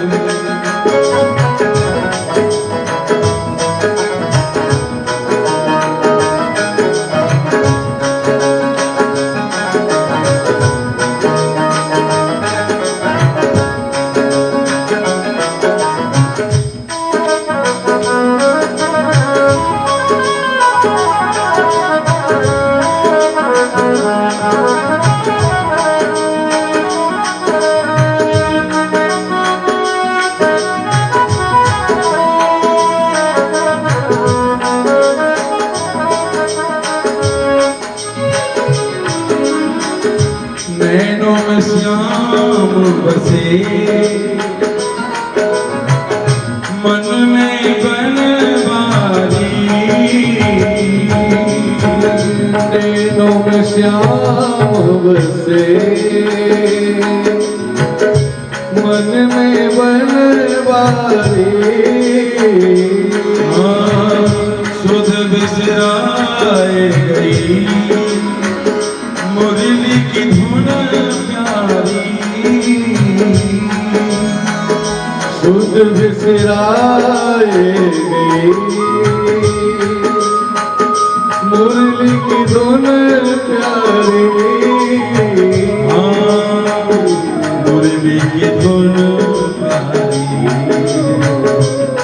हाँ, मेरे मन मंदिर में रास रचाओ रसिया, सब दुख दूर हुए जब तेरा नाम लिया।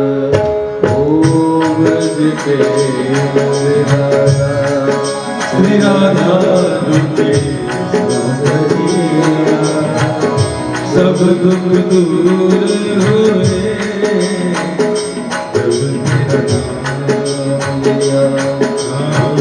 ब्रज के नंदलाला श्री राधा झुके सांवरिया सब दुख दूर हुए जब तेरा नाम लिया, जब तेरा नाम लिया, जब तेरा नाम लिया। बोले गिरिराज धर्म की जय कृष्णचंद्र भगवान की जय। इस प्रकार इंद्र को क्षमा किया। इंद्र अपने लोक को गया और श्री ठाकुर जी भी अपने घर चले। प्रातःकाल इंद्र नंद बाबा ने देखा कि उनके द्वार पर बड़ी भीड़ लगी है, हजारों गोपों का मंडल। नंद बाबा ने कहा भैया क्या बात हो गई, आखिरकार सुबह सुबह इतनी भीड़ मेरे द्वार पर तुमने लगा दी, क्या कारण है? उन्होंने कहा नंद बाबा आज पंचायत होगी यहीं। किस बात की पंचायत भैया? तो ये बताना पड़ेगा तुम्हें कि ये लाला किसका है। सच सच नहीं बताया तो जाति में से डाल देंगे तुम्हें हम। किनका है ये बेटा बताओ? पूरे ब्रजवासियों ने घेर लिया नंद बाबा को। उन्होंने कहा भैया क्या मतलब, ये लाला मेरा है। बोले नहीं कुछ तो गड़बड़ है, तुम गोरे हो, यशोदा गोरी है, और ये तुम्हारा कन्हैया काला है, ऐसा क्यों? इसका रंग ऐसा क्यों है? पहली बात। दूसरी बात बच्चे तो हमारे भी हैं, लेकिन ये अद्भुत घटनाएं घटा रहा है। पूतना सकट भंजन तृणावर्त उद्धार, और अभी तो अभी कल हमने देखा कि 7 दिन तक इसने गिरिराज को तान दिया। अरे बच्चे तो हमारे भी हैं, लेकिन ऐसे पराक्रम तो हमें हमारे बच्चों में देखने को नहीं मिलता। सच सच बताओ ये लाला तुम कहां से लाए हो, ये किनका बेटा है? नंद बाबा तो फंस गए। उन्होंने कहा भैया मैं तुमसे सत्य सत्य कहता हूँ, ये तो मैं जानता हूँ कि मेरा बेटा है, इससे अधिक मैं इसके बारे में कुछ नहीं जानता। हाँ एक बात जरूर है, एक बार एक गर्ग मुनि आए थे इसका नामकरण करने, तो उन्होंने इसका एक नाम कृष्ण रखा था। तो वो कहते थे कि ये युग युग में आता है, कभी रक्त बनता है, कभी पीत बनता है, कभी श्वेत बनता है। इस समय ये रक्त बन के कृष्ण बन के आया, काला बन के आया है। तो ये तुम्हारा जो ये जो हमारा कन्हैया है इसको कृष्ण नाम दिया गर्गाचार्य जी ने।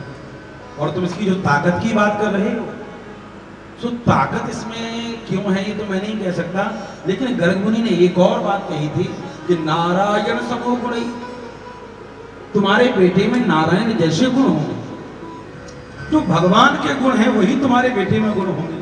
तो भैया मुझे लगता है कि कभी कभी इसमें भगवान का आवेश उतर आता है।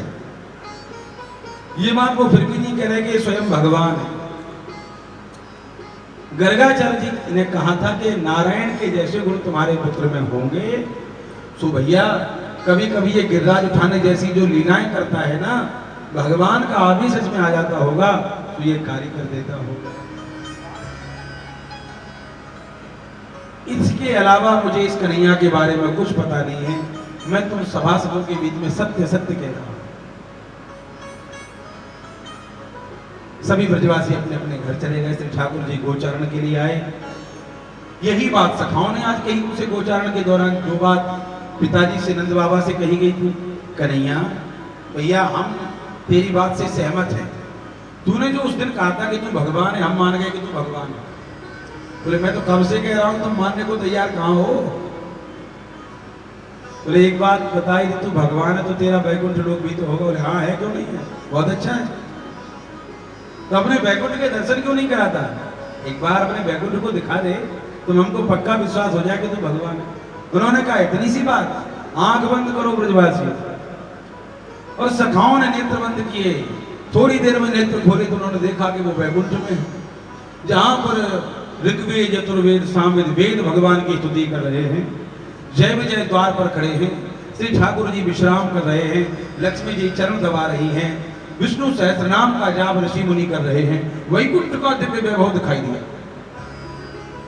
मधुमंगल ने चारों तरफ देखा, हमारा कन्हैया का। बोले भैया वो रहा, देखो सिंहासन पर बैठा हमारा कन्हैया वो रहा, चलो मिल के आते हैं। और जैसे ही कन्हैया से मिलने के लिए ब्रजवासी गए, सो जय विजय ने द्वारपालों ने डंडियां लगा दी और उन्होंने एक ही बात कही। उन्होंने कहा ये तुम्हारा ब्रज है नहीं कि कन्हैया के साथ कुछ भी व्यवहार कर लो, उसके साथ खेलो, उसके साथ खाओ, उसके साथ बैठो, उसके साथ सो। ये तुम्हारा ब्रज नहीं है, ये हमारा वैकुंठ है। यहाँ के कायदे कानून है, यहाँ कृष्ण के पास कोई ऐसे नहीं जा सकता।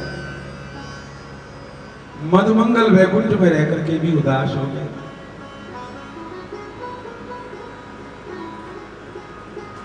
कहने लगे कि नहीं, वैकुंठ तेरा बहुत अच्छा है, तेरे वैकुंठ में आके बहुत अच्छा लगा, लेकिन हमारा जीवन तो ब्रज ही है। जहां हम तुझसे अलग हो जाएं, ऐसे वैकुंठ पर धूल पड़े। इसलिए तो ब्रज के जो रसिक हैं, वृंदावन से बाहर किसी और उपासना में नहीं पड़ते, वो तो ब्रज की उपासना में मस्त रहते हैं। तो समस्त ब्रजवासियों ने हाथ जोड़ के प्रार्थना को तो संकल्प करने की देर थी, तो समस्त ब्रजवासियों ने थोड़ी देर में क्या देखा कि वो वृंदावन में है, गाय चरा रहे, गाय चल रही हैं वृंदावन में। उन्होंने कहा कन्हैया आज दिखाया सो दिखाया, अब कभी तेरे वैकुंठ को तो दिखाना ही मत।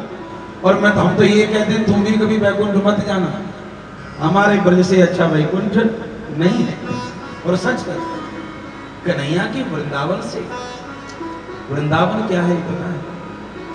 वृंदावन से ठाकुर जी का विग्रह है। गोविंद देह तो भिन्नम पूर्ण ब्रह्म सुखाश्रयम। भगवान के दर्शन करो या वृंदावन के धाम की महिमा का वर्णन करते हैं प्रेमानंद जी। यही कहते हैं कि एक बार धाम में बैठ के जिसने राधा नाम का उच्चारण कर लिया, वो जीव तो कृतकृत्य हो गया। थोड़ी महिमा हृदय में आ जाए, वृंदावन में बैठ करके जिसने हरिनाम जप लिया, राधा नाम जप लिया, क्योंकि वृंदावन तो स्वयं श्री कृष्ण ही है। ब्रज के भक्त तो कहते हैं कि वृंदावन की सीमा के बाहर हरि हूँ न निहार, वे मन वृंदाविपिन निहार। ब्रज की सीमा से बाहर, वृंदावन की सीमा से बाहर हरि को भी मत देखो। वैकुंठ भगवान का धाम है, भगवान का लोक है, लेकिन वृंदावन से ठाकुर जी का घर है, उनका अपना स्वरूप है। एक बार तीर्थराज प्रयाग ने शिकायत की भगवान से जाके कि आपने मुझे तीर्थों का राजा बनाया, बड़े बड़े तीर्थ मुझे कर देने आते हैं, लेकिन एक छोटा सा वृंदावन मुझे वार्षिक कर देने नहीं आता। तो ठाकुर जी ने यही कहा था कि तीर्थराज, मैंने तुम्हें तीर्थों का राजा बनाया है, मैंने तुम्हें अपने घर का राजा नहीं बनाया। या मैंने तुम्हें तीर्थों का राजा बनाया है, अपने घर का राजा नहीं बनाया। ये वृंदावन तो मेरा घर है, तो वृंदावन से ठाकुर जी का घर है। बड़े बड़े रसिक संतों ने वृंदावन में अपने जीवन को बिताया। ये गरुण गोविंद जो स्थान है ना, गरुण गोविंद छठी गिरा पर, यहीं पर श्री ठाकुर जी ने सखाओं को वैकुंठ के दर्शन कराए थे। गरुण पर बैठ करके भगवान के दर्शन हुए थे। तो वो जो स्थान है वो इतना प्राचीन है कि बिहारी जी से भी ज्यादा प्राचीन है वो स्थान। बिहारी जी को तो 500 वर्ष हुए हैं आए हुए, लेकिन गरुण गोविंद द्वापर युग से ही, उसी समय से, इसलिए गरुण गोविंद अत्यंत प्राचीन है ब्रज के। यहीं पर ब्रजवासियों को श्री ठाकुर जी ने वैकुंठ के दर्शन कराए। वृंदावन बिहारी लाल जय जय श्री राधे। आगे वरुण लोक के निग्रह की कथा आती है। ये वरुण लोक का निग्रह किया है। एकादश्याम निराहारा समभ्यर्च जनार्दन स्नातुं नन्दस्तु काल्या द्वादश्याम जलमाभिषेकम्।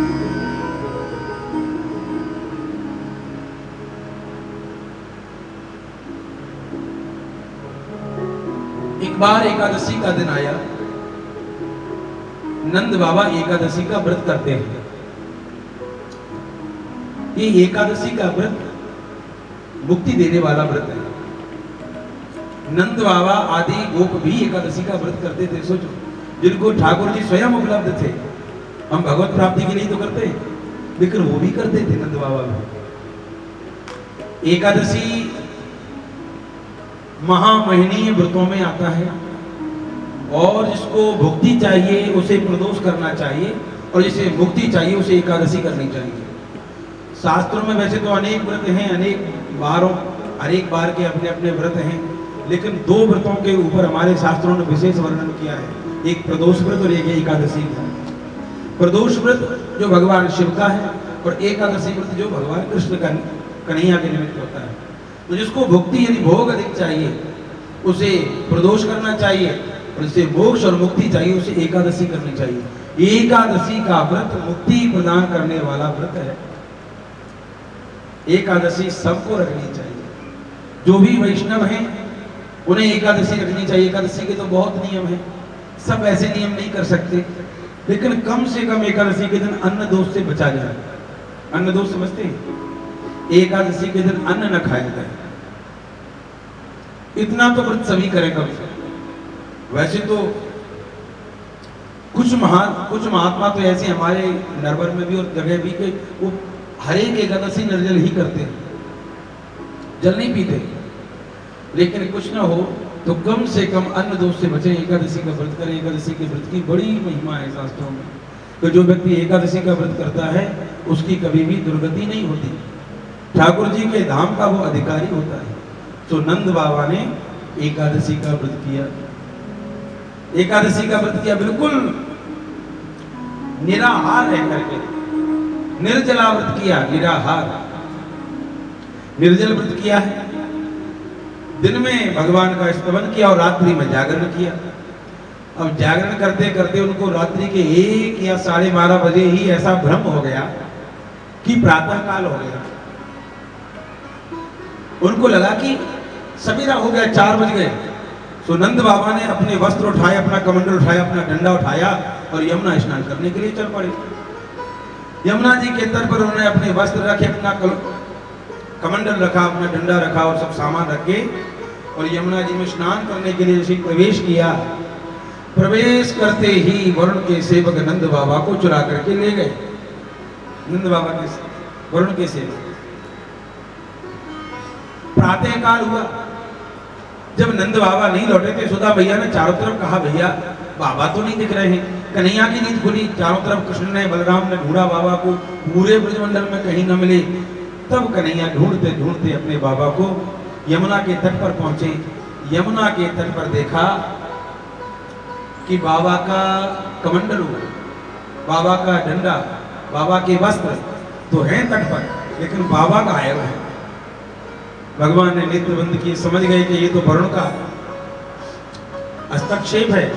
भगवान ने समस्त ब्रजवासियों को समझाया कि तुम मेरी प्रतीक्षा करना, मैं थोड़ी देर में लौट के आता हूँ। ये जल में ही हैं हमारे बाबा, कहीं छुप गए हैं। उन्होंने कुछ कहा नहीं कि मैं वरुण लोक जा रहा हूँ या कोई बात है। तो ठाकुर जी ने यमुना जल में छलांग लगा दी। जल के मार्ग से भगवान वरुण लोक में पहुंचे। जैसे ही श्री ठाकुर जी वरुण लोक में पहुंचे, वरुण देवता ने भगवान का बड़ा स्वागत किया। आद्य मोहे निवृतो देहो दैवार्थो दिगत प्रभो त्वत्पाद भाजो भगवन् अवापुपार मध्वना नमस्तुभ्यं भगवते ब्रह्मणे परमात्मने न यत्र श्रूयते माया लोक सृष्टि विकल्पनम्। हे प्रभु, आज मेरा ये जीवन पवित्र हो गया, आज मैं पवित्र हो गया, आज मेरा ये लोक पवित्र हो गया, जो आज आपके दर्शन हुए, मुझे चरण धोए, चरणामृत पान किया और महाराज नंद बाबा को सकुशल विदा किया। नंद बाबा जब लौट करके वरुण लोक से आए तो नंद बाबा ने कहा, भैया तुम जो कहते थे आज मुझे भी संदेह हो गया। नंद बाबा बोले, कल तक तुम इस बात को कहते थे कि कन्हैया कोई दिव्यात्मन है, आज मैं खुद कह रहा हूं कि कन्हैया सच में हमारा बालक हमारे सौभाग्य के लिए आया है, ये कोई दिव्यात्मन ही है। आज मैंने देखा वरुण के सेवक मुझे लेकर के गए, जब हमारा कन्हैया गया तो वरुण सहित सभी सेवक खड़े हो गए, इसका बड़ा सम्मान स्वागत किया, सबने बड़े हाथ जोड़े। नंद बाबा भगवान के प्रति अपनी, तो ठाकुर जी ने अपनी प्रेमा माया को पुनः आच्छादित कर दिया। देखिए ठाकुर जी की स्वजन मोहिनी, स्वमोहिनी, विमुख जन मोहिनी, ये जो मायाएं हैं ना, इनका ठाकुर जी समय समय पर प्रयोग करते हैं। स्वमोहिनी माया भगवान को ही मोहित कर लेती है, ऐसी माया है। जब भगवान अपने ही चित्र को देखते हैं ना, तो खुद कहते हैं कि अरे ये इतना सुंदर कौन है, ये स्वमोहिनी, स्वजन मोहिनी माया जब प्रकट होती है तो नंद बाबा आदि जो प्रधान गोपगण है, जो भगवान को भगवान भी मानते हैं, लेकिन ऐसा मोहित करती है वो माया कि सब कुछ भुला देती है। वो स्वजन मोहिनी और विमुख जन मोहिनी, जो कंस आदि के दैत्यों को भी मोहित कर लिया, वो विमुख जन मोहिनी। स्वमोहिनी, स्वजन मोहिनी, विमुख जन मोहिनी, ये भगवान की मायाएं हैं। तो अपनी स्वजन मोहिनी माया का प्रयोग किया ठाकुर जी ने और समस्त ब्रजवासियों को पुनः प्रेम में आनंदित कर दिया। आगे बहुत सुंदर महाराज की लीला है, एक मिनट संकीर्तन करते हुए महाराज की लीला का श्रवण करते हैं। मुकुंद माधव गोविंद बोल के सब माधव हरि हरि,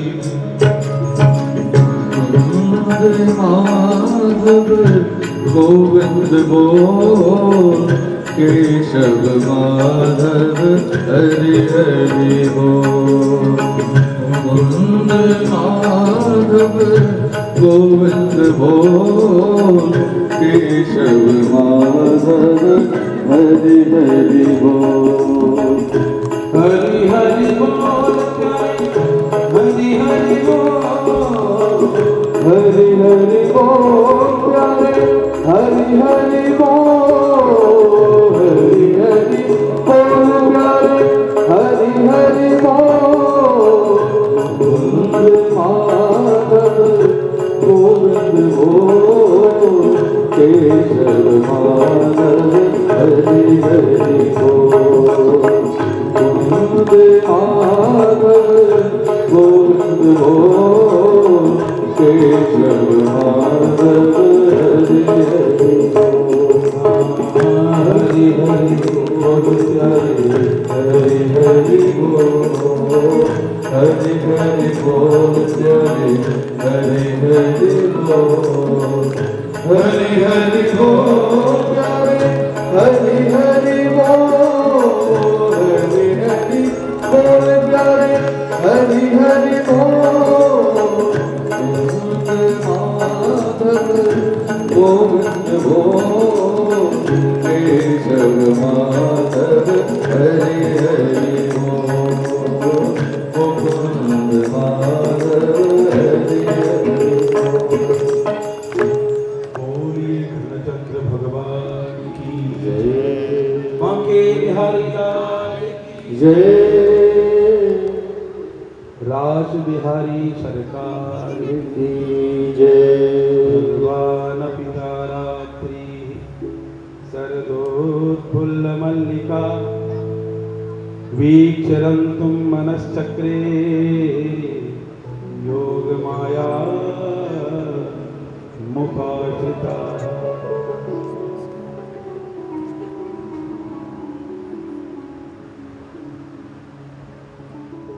जी का नाम अमना है, अमना, उनके पास मन नहीं है।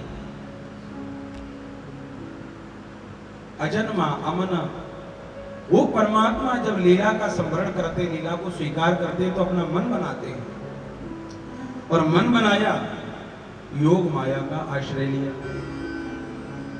ये योग माया कौन है भैया? युज्यते इति योगा, योगा चासो माया, योग माया। योग माया कौन है? हमारे शास्त्रों के हिसाब से योग शब्द का अर्थ होता है जोड़ना।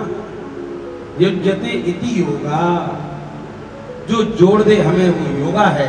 और योगा चासो माया, योग माया, जोड़ने वाली माया योग माया। मतलब जो ठाकुर जी से हमें जोड़ दे वही तो योग माया है। और ठाकुर जी से कौन जोड़ती हैं? श्री राधा रानी। राधे राधे जब वो चले आएंगे बिहारी। श्री योग माया राधा रानी ही है भगवान की। बिना श्री किशोरी जी के भगवान रास में प्रवृत्त ही नहीं हो सकते थे। कामदेव जैसे शक्तिशाली शत्रु को परास्त करने के लिए भगवान को अपनी शक्ति की जरूरत होती है। और उनकी शक्ति कौन है? ठाकुर जी की शक्ति है योग माया श्री राधा। राधा अंतरंग आह्लादनी शक्ति,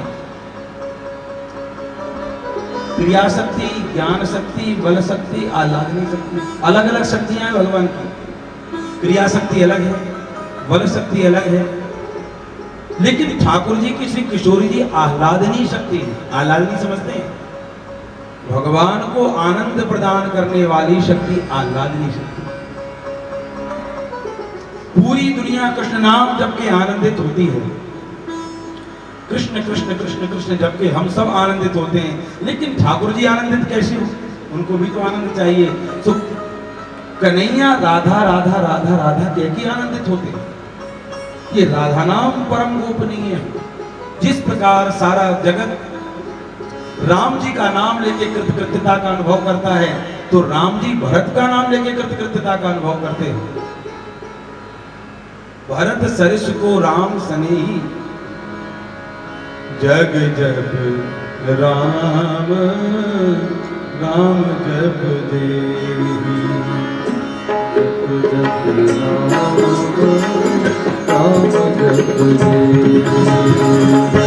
भरत सरिस को राम सनेही, भरत सरिस को राम सनेही, जग जप राम राम जप जप जप राम राम जप।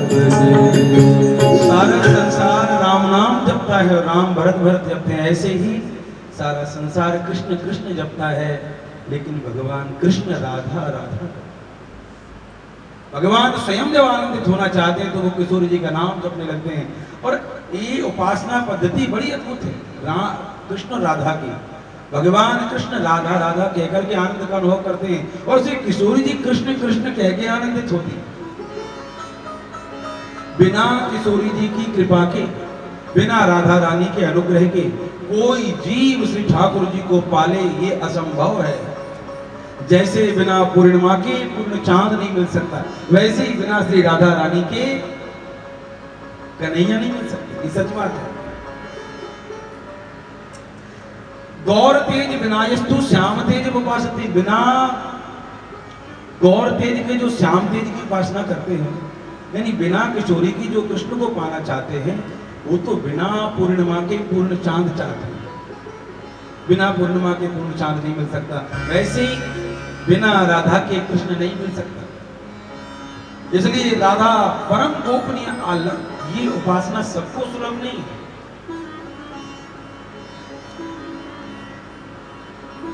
एक बार एक संत जिन्होंने 10,000 वर्ष तक क्लीम बीज का उच्चारण करके जप किया और उसके फलस्वरूप उनको ब्रज में मोर बने। वो मोर ठाकुर जी का उस समय अवतार था ब्रज में।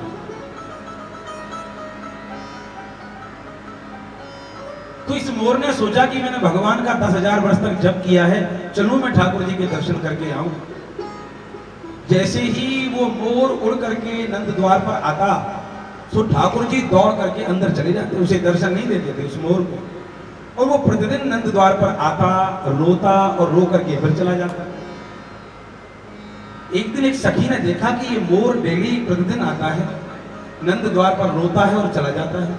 उस सखी ने कहा कि क्या बात है मोर, तुम नंद द्वार पर प्रतिदिन आते हो, रोते हो और चले जाते हो, क्या कारण है? तो उस मोर ने कहा कि क्या बताऊं गोपी, मैंने 10,000 वर्ष तक क्लीन बीज का जप करके भगवान को प्रसन्न किया। उन्होंने बड़े सौभाग्य से मुझे ब्रज में जन्म भी दिया मोर का। लेकिन क्या बताऊं, कुछ मेरी करनी बिगड़ गई या मेरी भक्ति में कोई कमी है, भगवान मुझे दर्शन दिए बगैर ही चले जाते हैं। उन्होंने कहा तुझे यदि कृष्ण के दर्शन चाहिए मोर तो तू बरसाने जा, किशोरी जी के महल पर बैठ करके कृष्ण कृष्ण बोलना, वो तुझ पर कृपा करेंगे। जो जीव कृष्ण कृष्ण जपता है राधा रानी उस पर दया करती है। सुबह मोर उड़ करके गया, किशोरी जी के महल पर बैठ करके कृष्ण कृष्ण कृष्ण कृष्ण बोलता है और रोता है। किशोरी जी निकल के आई, उन्होंने देखा कि मोर रो रहा है, कृष्ण कृष्ण जप रहा है। उन्होंने उस मोर को गोद में लिया और उसको बहुत प्यार किया। कहा मोर तू किस बात से दुखी है, क्यों रो रहा है? तब उसने अपनी सारी वेदना सुनाई। उसने कहा कि मैंने क्लीन बीज का जप करके 10,000 वर्ष तक जप किया और मैं मोर बना हूं, लेकिन पता नहीं कृष्ण मुझे क्यों दर्शन नहीं देते। उन्होंने कहा मोर अब तुझे कृष्ण के दर्शन हो जाएंगे, अब तू नंद द्वार पर जाना और कृष्ण कृष्ण मत बोलना, राधा राधा बोलना और तुझे कृष्ण मिलेंगे। वो मोर किशोरी जी की कृपा का अनुभव करके उड़ा, रोता हुआ मोर नंद के द्वार पर आया और नंद के द्वार पर मोर रोता है, कृष्ण कृष्ण नहीं बोलता है, राधे राधे बोलता है। और जैसे उस मोर ने राधे राधे जपा, राधे राधे जपते ही भगवान श्री कृष्ण के कानों में वो आवाज पहुंची। भगवान समझ गए कि ये मोर किशोरी जी के द्वारा कृपा का अनुभव करके कृपा पात्र बन के आया उनका, इसलिए दौड़े दौड़े भगवान कृष्ण आए और उस मोर के आगे खड़े हो गए।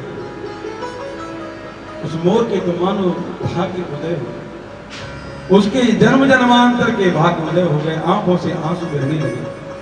उसने अपने दोनों पंखों को उठाया, पीछे से पंखों का जाल बनाया और भगवान के दर्शन करके नाचने लगा।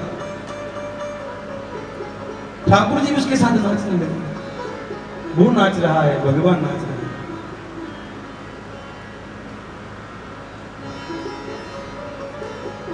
नाचते नाचते उस मयूर का एक पंख भूमि पर गिरा और उसी पंख को श्री ठाकुर जी ने अपने मस्तक पर धारण